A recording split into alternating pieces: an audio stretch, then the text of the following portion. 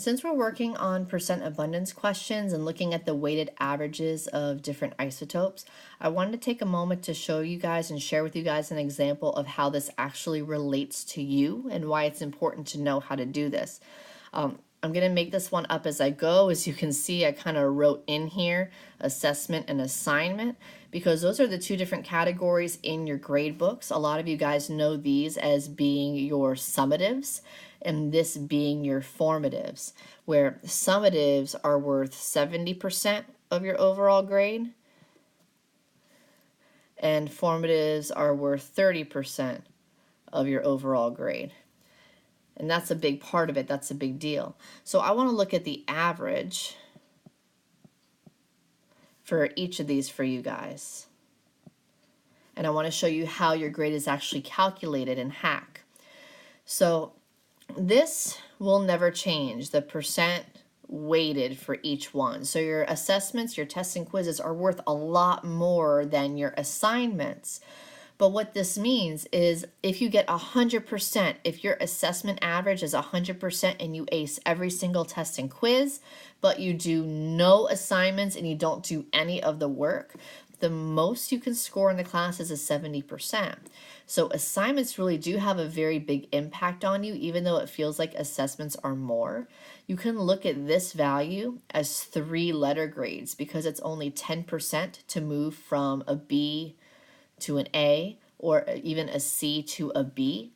So this 30% can move you significantly from a 70% to 100 as long as you're doing all of these and doing your best to work on getting these high scores here for your tests and quizzes. So let's say, for example, your assessment grade, your assessment average is fair. Let's say you average a 76%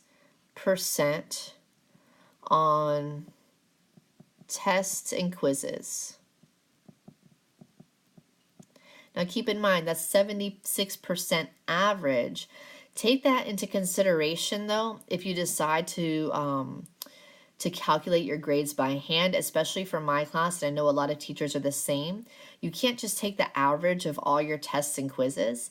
Each quiz for my class is worth 50 points, whereas tests are worth 100 points. So you need to actually take that into consideration. The quizzes are worth half as much as a test.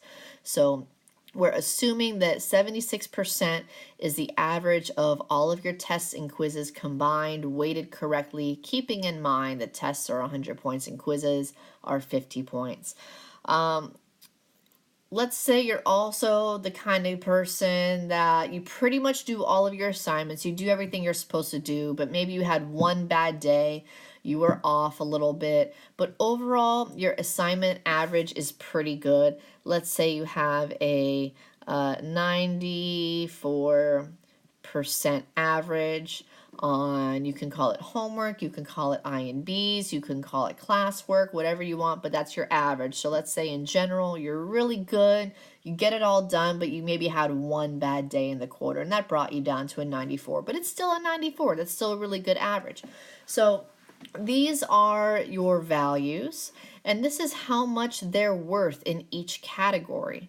So what you're going to do is you're going to take the letter grade you earned, and you're going to multiply that by the decimal value for how much it's weighted. So keep that in mind. When we did percent abundance and we were looking for the weighted averages of each mass, we were taking the mass and multiplying it by the decimal equivalent of how important it was, how prevalent it was, or how much there was. So since the assessments are worth 70% over the overall grade, we're going to multiply your test and quiz average by 0.70.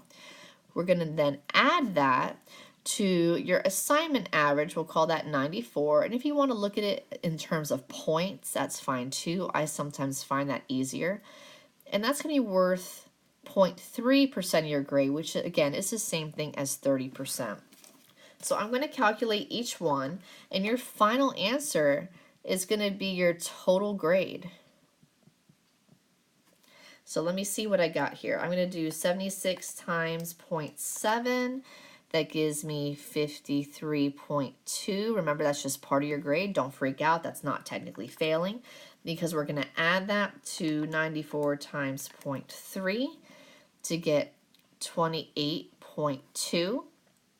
I'm going to add those together, and I'm going to get an 81.4% total overall grade in the class. So what that means is you can average in the 70s on tests and quizzes, but if you do really well on the assignments, which for a lot of teachers, those are kind of gimme grades, as long as you're working hard and you're completing everything, then you should really get a high average in this part of your grade.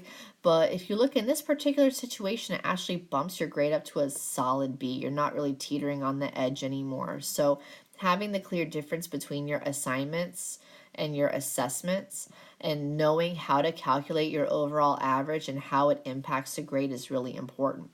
So I want you to, at this point, look at another video or review an old video on calculating the weighted average masses given the percent abundance. And I want you to notice the difference between those problems and this problem right here.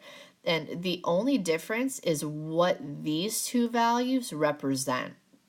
But essentially, the format is identical.